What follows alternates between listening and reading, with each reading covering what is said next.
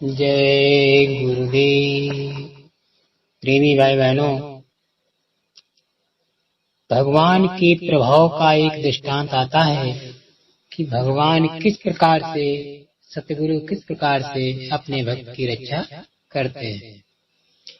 एक बहुत उच्च कोट के भगवान भक्त नामिष्ट नाम के महात्मा थे। उनके समीप एक शिष्य रहता था। एक समय की बात है कि वे महात्मा कहीं बाहर गए हुए थे। उसी समय उनकी कुटिया पर एक व्यक्ति आया और उसने पूछा, महात्मा जी कहाँ हैं? शिष्य ने कहा, स्वामी जी महाराज तो किसी विशेष कार्य के कारण बाहर गए हैं। आपका कोई कार्य हो तो बताइए।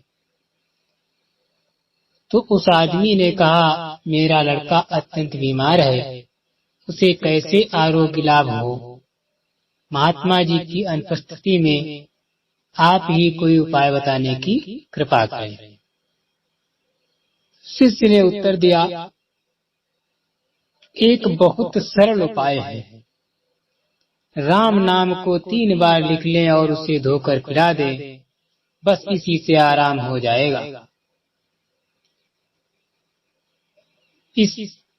इस प्रकार से शिष्य ने बताया तो वो आदमी घर चला गया।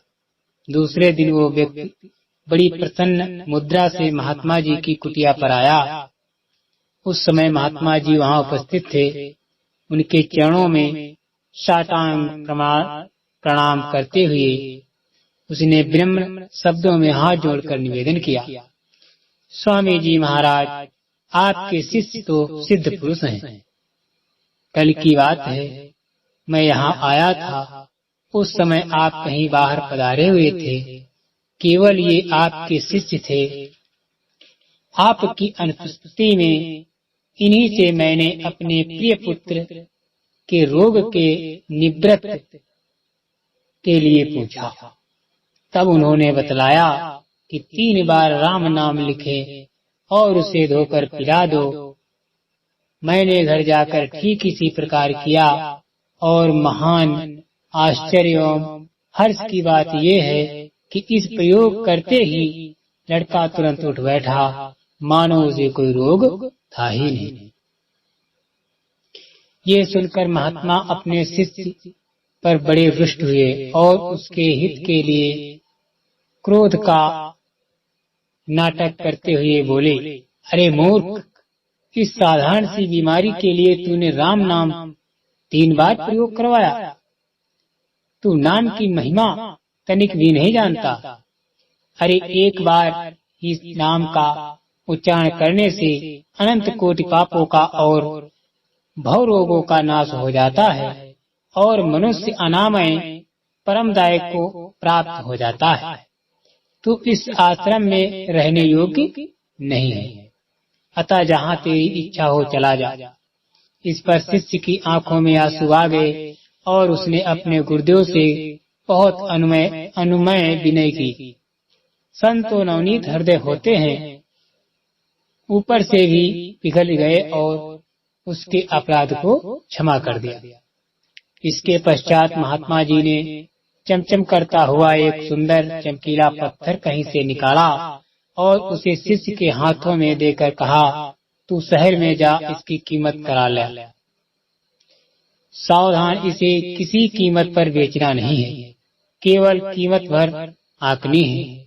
कौन क्या कीमत आंकता है, इसे लिखकर लौट कर आना है। शिष्य उसे लेकर बाजार चल दिया। सबसे पहले एक साग बेचने वाली मालिन मिली। उसने पत्थर निकालकर उसे दिखाया और पूछा, तू इसकी कीमत अधिक से अधिक क्या दे सकती है? साग बेचने वाली ने पत्थर की चमक और सुंदरता देखकर सोचा, ये बड़ा अच्छा पत्थर है, बच्चों के खेलने के लिए बड़ी सुंदर वस्तु है। वह बोली, इसकी कीमत 1.5 सेर मूली या आलू या जो साग तुम्हें पसंद है ले लो, बेचना नहीं है। कहकर शिष्य आगे बढ़ा तो एक बनिए से भेंट हुई। उसने पूछा, सेठ जी, इस पत्थर का मूल्य क्या दे सकते हैं? बनिए ने विचार किया पत्थर तो बड़ा ही सुंदर तथा चमकीला है और खूब वजनदार भी है, अतः सोना चांदी तौलने में अच्छा इसका उपयोग हो सकता है। उसने कहा, 1 रुपया दे सकता हूँ। उसे इनकार करके शिष्य आगे बढ़ा तो एक सुनार की दुकान पर पहुंचा। सुनार ने देखकर विचार किया कि ये तो अपने बड़े काम की चीज है, इसे तोड़कर बहुत से पुखराज बनाए जा सकते हैं। अतः उसने कहा, अधिक से अधिक 1000 रुपये तक मैं दे सकता हूँ। लड़के ने कहा, बेचना नहीं। कहकर शिष्य आगे उत्साह से अग्रसर हुआ और जहाँ जौहरी की दुकान पर पहुंचा, पहले गुरुदेव के पास से चला था, तब उसे किसी जौहरी के पास जाने का साहस ही नहीं होता था। पर ज्यों-ज्यों उस पत्थर के मूल्यों में वृद्धि होती गई, त्यों उसका साहस भी बढ़ता गया। अब उसकी दृष्टि भी बदल गई। उसकी जो ये मान्यता थी कि ये एक साधारण चमकीला पत्थर है, वो नष्ट हो गई। जौहरी को दिखाकर उसकी कीमत पूछी। जौहरी ने विचार किया तो उसने हीरा समझा और वो उसके मूल्य में 1 लाख रुपए देने को तैयार हो गया, परंतु बेचना तो था ही नहीं। अतः शिष्य उसे भी वही उत्तर देकर उच्च कोटि के जौहरियों के पास जा पहुंचा। सबने मिलकर उसकी जांच की और 5 करोड़ रुपए उसकी कीमत आंक दी। तत्पश्चात वो शिष्य राजा के पास गया। राजा साहब ने शिष्य को बड़े आदर से बिठाया और मुख्य सभी बड़े जौहरियों को बुलाकर उस रत्न मूल्य आंकने के लिए कहा। सबने विचार विमर्श अनंतर आश्चर्य प्रकट करते हुए कहा, महाराज, हमने तो ऐसा रत्न कभी देखा ही नहीं, इसलिए इसकी कीमत आंकना हम लोगों की बुद्धि से परे है। हमें तो ऐसा प्रतीत होता है कि यह यदि आप अपना संपूर्ण राज भी दे दें तो वो भी इसके मूल्य पर्याप्त नहीं है। महाराज शिष्य से पूछा, ऐसा अनुपम रत्न तुम्हें कैसे मिला? शिष्य ने उत्तर देते हुए कहा, इसे मेरे गुरुदेव ने मुझे देकर केवल मूल्य आंकने के लिए भेजा है, पर बेचने की आज्ञा नहीं है। राजा साहब ने बड़े विनम्र शब्दों से कहा, इसका मूल्य मेरे राज से भी अधिक है। यदि तुम्हारे गुरुजी से बेचना चाहें तो इसके बदले में अपना सारा राज सहर्ष दे सकता हूँ। तो पूज्य स्वामी जी से पूछ लेना। स्वामी जी उच्च कोटि के महात्मा हैं, इस बात को सभी जानते हैं। अतः सबने बड़े आदर सत्कार के साथ उस शिष्य को वहाँ से विदा किया। शिष्य ने महात्मा के पास लौटकर सारी कहानी उन्हें सुना दी और अंत में कहा, गुरुदेव, मेरी तुच्छ सहमत तो ये है कि जब राजा साहब इसके मूल्य में अपना सारा राज दे रहे हैं, तब तो इसे बेच ही डालना चाहिए। महात्मा जी बोले, इसके मूल्य में राज भी कोई वस्तु नहीं है। अभी तक इसके अनुरूप इसकी कीमत नहीं आकी गई। शिष्य ने आश्चर्य प्रकट करते हुए कहा, राज से बढ़कर और कीमत क्या हो सकती है? महात्मा ने कहा, यहाँ कोई लोहे की बनी वस्तु मिल सकेगी क्या? शिष्य ने उत्तर दिया, जी हाँ, आश्रम में कुछ यात्री आए हुए हैं, उनके पास तवा, चिमटा, संगसी आदि लोहे के पर्याप्त बर्तन हैं। आज्ञा हो तो उनमें से कुछ ले आऊं। महात्मा जी ने कहा, हाँ, ले आओ। शिष्य कई लौह निर्मित वस्तुएं ले आया। महात्मा जी ने ज्यों ही उनसे पत्थर का स्पर्श कराया, त्यों ही वे सारे लौह पात्र देखते ही देखते शुद्ध सोने बन गए।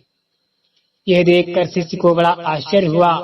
उसने चकित होकर पूछा, ये तो बड़ी विलक्षण वस्तु है, ये क्या है गुरुदेव जी? महात्मा जी ने उत्तर दिया, ये स्पर्श मणि पारस पत्थर है, जिसके स्पर्श मात्र से लोहा सोना बन जाता है।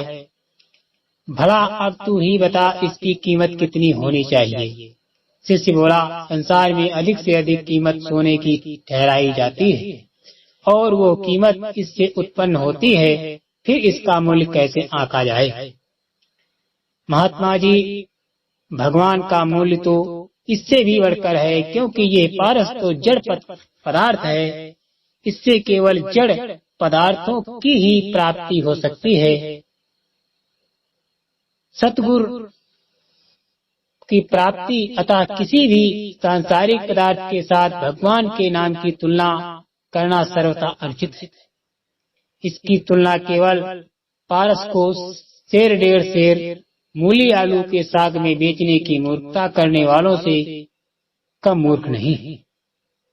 जिस प्रकार पारस को न पहचानने वाला व्यक्ति उससे तुच्छ पदार्थ लेकर सदा कंगाल बना रहता है, उसी प्रकार राम नाम के महत्व को न जानने वाला भी प्रेम और भक्ति की दृष्टि से सदैव दरिद्र ही रहता है। तू सतगुरु प्रभाव और तत्व रहस्यों को नहीं जानता, इसलिए एक साधारण से रोग के लिए तूने राम नाम का 3 बार प्रयोग करवाया। जिस नाम के प्रभाव से भयंकर रोग मिट जाता है, उसे मामूली रोग नाशक के लिए उपयोग में लाना सर्वथा अज्ञता है। तेरी इस अज्ञानता को मिटाने के लिए तुझे पारस देकर भेजा था। ये सुनकर शिष्य भगवान का नाम समझ गया और अपनी भूल के लिए बार बार क्षमा याचना करने लगा। इस कहानी से हम लोगों को ये शिक्षा मिलती है कि पारस प्रभाव से अनभिज्ञ व्यक्ति यदि पारस मिल जाए तो उसे अज्ञानवश 2 ही 4 रुपए बेच सकता है। यदि वे महात्मा शिष्य को ठीक मूल्य पर पारस बेचने को कह देते तो अधिक से अधिक 5-7 शेर आलू या 1-2 रुपए में अवश्य बेच देता और इसे ही वो अपना अधिक मूल्य समझता। इस प्रकार जो मनुष्य भगवान के प्रभाव को नहीं जानते, वे उसे स्त्री पुत्र धन आदि के बदले में बेच डालते हैं। इसलिए प्रेमी भाई बहनों, सतगुरु के नाम की महिमा केवल तभी मालूम हो सकती है जब वो हम आपको जना दें। इसमें तनिक भी संदेह नहीं है कि सतगुरु नाम में पापों को नाश करने की बड़ी भारी शक्ति है।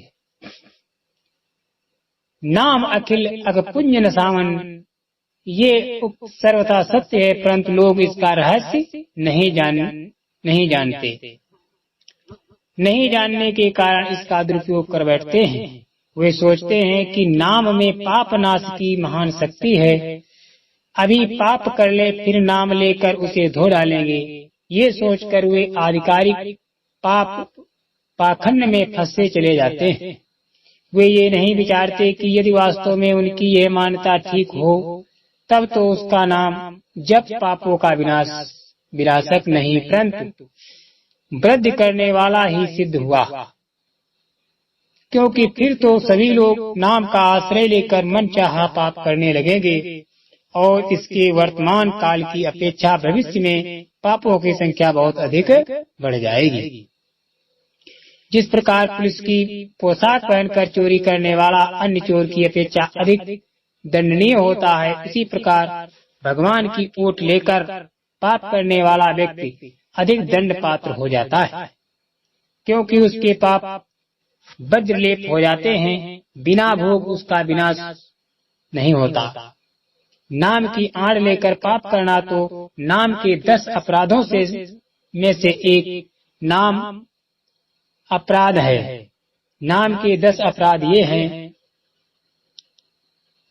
सत्पुरुष ईश्वर का भजन ध्यान करने वालों की निंदा, श्रद्धालुओं में नाम की महिमा करना, विष्णु और शिव के नाम रूपों में भेद बुद्धि, वेद शास्त्र और गुरु के द्वारा कहे हुए नाम महात्मा के अविश्वास, हरिनाम में अर्थवाद, ब्रह्म अर्थात नाम महिमा केवल स्तुत मात्र, ऐसी मान्यताएं।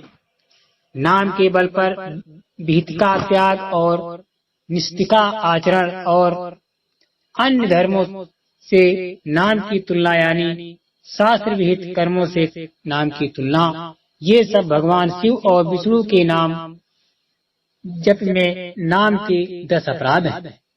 इन 10 अपराधों में से अनेकों को न बचाते हुए जो नाम का जप करते हैं वे नाम के रहस्य को नहीं समझते। वाणी के द्वारा नाम जपने की अपेक्षा मन से जपना 100 गुना अधिक लाभदायक है।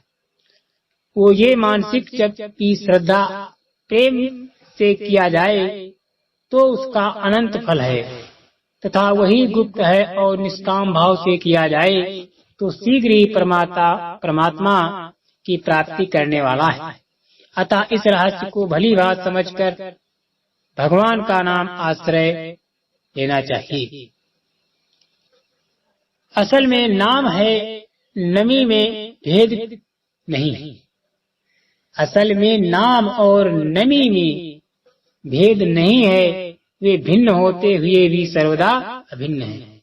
गीता में भगवान कहते हैं, या ज्ञाना जयोपजस्ति, सब योग्यों में जप यज्ञ मैं हूँ, अर्थात अन्य समस्त यज्ञ तो मेरी प्राप्ति के साधन है, पर जप यज्ञ यानी नाम जपना तो स्वयं मैं ही हूँ। जो इस तत्व हृदय अंग कर लेता है, ठीक ठीक समझ लेता है, वो नाम को कभी भूल नहीं सकता है। जो निरंतर सतगुरु के नाम का जाप करता है वो सतगुणों का समुद्र बन जाता है। जिस प्रकार से सागर में अनंत जलराशि होती है, उसी प्रकार उनमें अनंत सतगुण आ जाते हैं। इससे सिद्ध होता है कि नाम बीज की तरह है। जैसे बीज को बो देने पर उसमें से फल फूल अंकुर उत्पन्न होता है, एवं वही पुष्पित और प्रफुल्लित होकर विशाल वृक्ष बन जाता है। वैसे ही नाम जपने वालों में अनायास ही सारे सद्गुणों का प्रादुर्भाव हो जाता है। इसके लिए मनुष्य को भगवान के गुणों, प्रभाव, तत्व और रहस्य को समझना चाहिए। इस प्रकार समझने से ही उसकी नाम से परम श्रद्धा होती और श्रद्धा सहित किया हुआ जप ही तत्काल पूर्ण फल देता है। अतः भगवान के नाम में अच्छे श्रद्धा उत्पन्न हो, इसके लिए हम लोगों को सत्पुरुष का सत्संग करना चाहिए। सत्पुरुष का सत्संग न मिलने पर हमें सत्शास्त्रों का, जिसमें भगवान और उनके नाम के तत्व, रहस्य, गुण, अभाव, श्रद्धा और प्रेम की बातें बताई जाती हैं, अनुशीलन करना चाहिए। इस प्रकार करने से भगवान नाम में श्रद्धा प्रेम उत्पन्न हो जाता है और किए हुए जप का फल भी, जिसका शास्त्रों में वर्णन है, तत्काल प्रत्यक्ष देखने में आ जाता है। जय गुरुदेव। संसार में क्रिया की अपेक्षा भाव की प्रधान है। छोटी से छोटी क्रिया भाव की प्रधानता से मुक्ति दे सकती है और उत्तम से उत्तम क्रिया विनम्र श्रेणी का भाव होने पर नरक में ले जा सकती है। जैसे कोई मनुष्य जप तप ध्यान स्तुति प्रार्थना पूजा पाठ यज्ञ और अनुष्ठान आदि दूसरों के अनिष्ट या विनाश के लिए करता है, तो उसके फलस्वरूप कर्ता को नरक की प्राप्ति होती है। उपयुक्त अनुष्ठान आदि क्रिया यद्यपि बहुत ही उत्तम है, यद्यपि भाव तमसी होने के कारण कर्ता की अधोगत करने वाली होती है। भगवान कहते हैं, तमोगुण के कार्य रूप निंद्रा, प्रमाद और आलस्य आदि में स्थित तामस पुरुष अधोगत अर्थात कीट, पशु पक्षी आदि नीच योनियों को तथा नरकों को प्राप्त होते हैं। जब यही उत्तम क्रिया स्त्री, धन, पुत्री आदि की प्राप्ति के लिए अथवा रोगानिवृत्ति के लिए की जाती है, तब राजसी भाव होने के कारण उसमें मध्यम गति प्राप्त होती है। सारांश ये है कि जिस जिस भाव से क्रिया की जाती है उसकी ही प्राप्ति होती है। उपयुक्त उत्तम क्रिया ही जब कर्तव्य समझकर निष्काम प्रेम भाव से भगवत के विषय में की जाती है, तब उसका फल अंतःकरण शुद्ध होकर भगवान की प्राप्ति होती है। इस प्रकार एक ही क्रिया भाव के कारण उत्तम, मध्यम और मध्यम फल देने वाली होती है। एक विनम्र श्रेणी की क्रिया है, किंतु भाव यदि उच्च कोटि का है तो वो भी मुक्ति प्रदान करने वाली हो जाती है। जैसे माता पिता गुरुजनों के रूप बच्चों का शिक्षण और पालन करना, उनके मल मूत्र की सफाई करना, डॉक्टर के रूप में चीर फाड़ करना, सड़क आदि की सफाई करना, जलाने के लिए लकड़ियों का बोझ ढोना, वस्तुओं का न्याय युक्त क्रय विक्रय करना, नृत्य तथा सेवा का काम करना, यहाँ तक कि गंदगी मिटाने के लिए टट्टी पेशाब साफ करना इत्यादि जो निम्न श्रेणी की क्रियाएं हैं, ये सभी कर्तव्य समझकर निष्काम प्रेम भाव से ही की जाएं, तो इनके फल स्वरूप अंतःकरण शुद्धि होकर परमात्मा प्राप्ति हो सकती है। और ये क्रियाएं सकाम भाव से की जाए तो इनसे अर्थ की सिद्धि होती है। कहा जाता है कि भिलनी सबरी मार्ग पर झाड़ू लगाया करती थी तथा कूड़ा करकट काटे आज साफ किया करती थी एवं जंगलों में लकड़ियां इकट्ठी करके ऋषि मुनियों के आश्रम के पास रख दिया करती थी। ये देखने में नीच श्रेणी का काम दिख पड़ता था, किंतु वो उसे निष्काम भाव से कर्तव्य समझकर करती थी, इसलिए उसका भाव उत्तम होने से उसका अंतःकरण शुद्ध होकर उसे भगवान की प्राप्ति हो गई। पद्म पुराण में कथा आती है, जब नरोत्तम ब्राह्मण तुलाधार वैश्य के यहाँ गया, उस समय तुलाधार ग्राहकों को माल बेचने में लगा था। इस कारण उसे कहा कि अभी मुझे अवकाश नहीं है। ग्राहकों की ये भीड़ एक पहर रात्रि बीतने तक रहेगी, इसके बाद ही मुझे अवकाश मिल सकता है। यदि आप इतनी देर न रुक सकें तो आप सज्जन अद्रोह के पास जाइए। आपके द्वारा जो बगुला मर गया है और आपकी धोती आकाश में सूखनी बंद हो गई है, इन सब का रहस्य आपको आगे मालूम हो जाएगा। भगवान ने जो ब्राह्मण के रूप में नरोत्तम के साथ साथ चल रहे थे, कहा चलो हम सज्जन अद्रोह के पास चले। यो कहकर वहाँ से सज्जन अद्रोह के पास जाने लगे। तब रास्ते में नरोत्तम ने उनसे पूछा कि तुला धारने मेरे द्वारा बगुले के भस्म होने की बात कैसे जानी। नरोत्तम ने उनसे पूछा कि तुला धारने यानी उस मनिये ने मेरे द्वारा बगुले भस्म होने की बात कैसे जानी। भगवान ने बतलाया कि क्रय विक्रय में सबके साथ सत्य तथा सम व्यवहार करता है, इसी से इसे तीनों कालों का ज्ञान है। इसी कारण ये तुलाधार के घर में भगवान ब्रह्मा के रूप में निवास करते हैं। और अंत में वो तुलाधार वैश्य विमान में बैठकर भगवान के साथ परम धाम में चला गया। यहाँ विचारना ये है कि तुलाधार वैश्य की रस आदि क्रय विक्रय क्रिया को देखने में निम्न श्रेणी की है, परंतु स्वार्थ त्याग, सच्चाई, ईमानदारी और समता के व्यवहार के कारण वही क्रिया इतनी उच्च हो गई कि उसे परम पद प्राप्त कराने वाली सिद्ध हुई। इससे यही बात सिद्ध होती है कि भाव ही प्रधान है, क्रिया नहीं।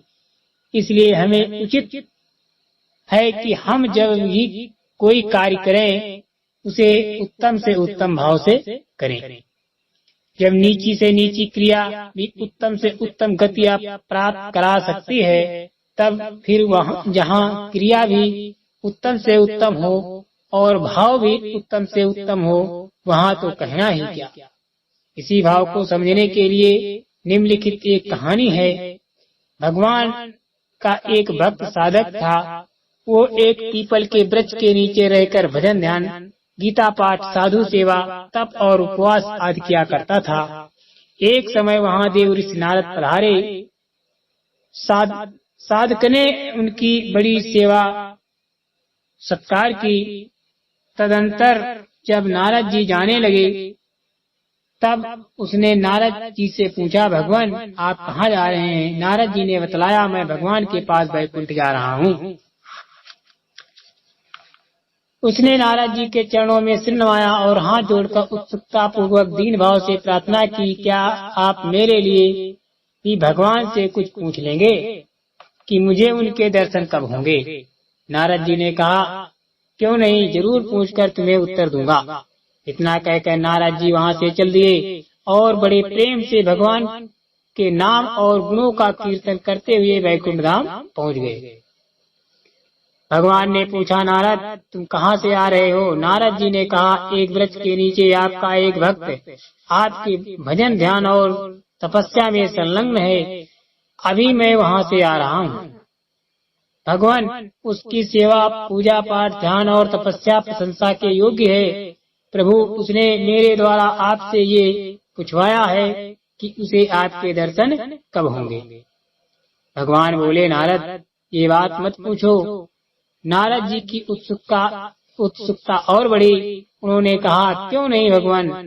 भगवान ने उत्तर दिया, नारद वो जिस प्रकार भजन ध्यान सेवा सिमरन और तपस्या कर रहा है, उस प्रकार करते रहने पर तो उसे मेरे दर्शन होने में बहुत विलंब होगा। इस प्रकार साधन करने पर तो उसे एक पीपल के वृक्ष के नीचे जितने पत्ते हैं उतने वर्षों के बाद मेरे दर्शन होंगे। भगवान की ये बात सुनकर नारद सहम गए। उन्हें बड़ा आश्चर्य हुआ और वे बोले, भगवान वो तो बहुत तीव्रता से सेवा सुमिरन जप ध्यान आज तपस्या कर रहा है, फिर इसके लिए इतना विलंब क्यों? भगवान ने कहा, नारद तुम इसका रहस्य नहीं समझोगे। मैं जो कुछ कहता हूँ वो इससे कह देना। तदंतर नारद जी ने भगवान से कहा से और भी भक्ति और प्रेम ज्ञान वैराग्य संबंधों की चर्चा की। फिर नारद जी वहाँ से लौटकर उसी पीपल के वृक्ष के नीचे बैठे हुए थे और वहाँ उस भक्त के पास पहुँचे। नारद जी को देखते ही भक्त उनके चरणों में गिर गया और बड़ी प्रसन्नता से पूछने लगा, प्रभु क्या मेरी भी चर्चा वहाँ चली थी? उसकी व्याकुलता भरी बात सुनकर नारद जी मुग्ध हो गए और बोले, तुम्हारा प्रसंग चला तो था, किंतु कहने में संकोच होता है। भक्त ने कहा, भगवान संकोच किस बात का? क्या भगवान ने साफ इनकार कर दिया? क्या इस जन्म में मुझे भगवान नहीं मिलेंगे? जो भी हो आप मुझे बतलाइए तो सही। आप संकोच न करें, मुझे इससे कोई दुख नहीं होगा। उसके आग्रह पर नारद जी ने सारी बात जो की त्यों बतला दी। अंत में भगवान ने तुम्हारे लिए यही कहा है कि इस प्रकार साधन करने से एक पीपल के वृक्ष में जितने पत्ते हैं उतने वर्षों के बाद मेरे दर्शन होंगे। इतना सुनते हुए वो भक्त आश्चर्यचकित हो गया और करुणापूर्वक भाव से गदगद वाणी से कहने लगा, क्या मुझ जैसे अधम को भगवान के दर्शन होंगे? क्या इस बात भगवान अपने श्रीमुख से कही है क्या? जब कभी हो मुझे भगवान के दर्शन तो अवश्य होंगे। नारद जी बोले, होंगे तो सही, क्योंकि भगवान ने स्वयं अपने मुख से कहा है कि किंतु होंगे बहुत विलंब से। ये सुनकर कि भगवान के दर्शन अवश्य होंगे, उस भक्त के आनंद का ठिकाना नहीं रहा। उसका भाव एकदम बदल गया। वो आनंद विवल होकर प्रेम भाव से भगवान के नाम और गुणों का कीर्तन करता हुआ उन्मत्ती भांति नाचने लगा। आनंद और प्रेम से वो इतना विनम्र हो गया कि उसने अपने तन की भी सुध नहीं रही। फिर विलंब ही क्या था, भगवान उसी क्षण वहाँ प्रकट हो गए। भगवान को देखकर नारद अवाक रह गए। उन्होंने पूछा, भगवान आप तो कहते थे इस प्रकार साधन करते करते इसे वृक्ष के जितने पत्ते हैं उतने वर्षों के बाद मेरे दर्शन होंगे। परंतु वर्षों की बात तो दूर रही, अभी तो एक मुहूर्त भी नहीं बीत पाया है कि आप प्रकट हो गए। भगवान बोले, नारद, ये तो बात दूसरी थी और ये तो बात दूसरी है। मैंने तुमसे कहा था ना कि तुम इसके रहस्यों को नहीं जानते। नारद जी ने कहा, प्रभु इसका क्या रहस्य है, वो मुझे बतलाइए। भगवान बोले, नारद, उस समय तो इसने साधना में क्रिया की थी, प्रधानता थी, क्रिया ही प्रधानता थी, किंतु अब इस समय तो क्रिया के साथ ही इसके भाव की भी प्रधानता है। साधुओं की सेवा व्रत, उपवास, तपस्या, गीता पाठ, सत्पुरुष का सत्संग, स्वास्थ्य और आदि साधन रूपी मेरी भक्ति करना बहुत ही उत्तम क्रिया है। इन सब क्रियाओं के साथ जब तक अनन्य प्रेम भाव नहीं होता तब तक उसके लिए विलम्ब होना ही उचित है। जब भक्त अपने को भुलाकर अनन्य प्रेम भाव से मुग्ध होकर केवल मेरे भजन कीर्तन में निमग्न हो जाता है, तब मैं एक क्षण भी नहीं रुक सकता। इस समय इसका जो अपूर्व पवित्र प्रेम पूर्ण भाव है उसकी ओर तो देखो। उस समय क्रिया उत्तम रहते हुए भी इसका ऐसा भाव नहीं था।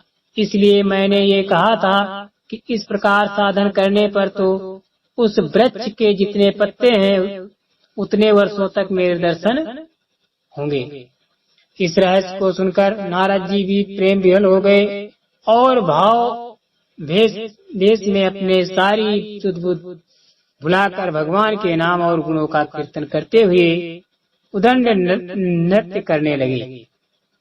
दोनों भक्तों की इस प्रेमदयी स्थिति स्वयं भगवान भी प्रेमाग्र हो गए।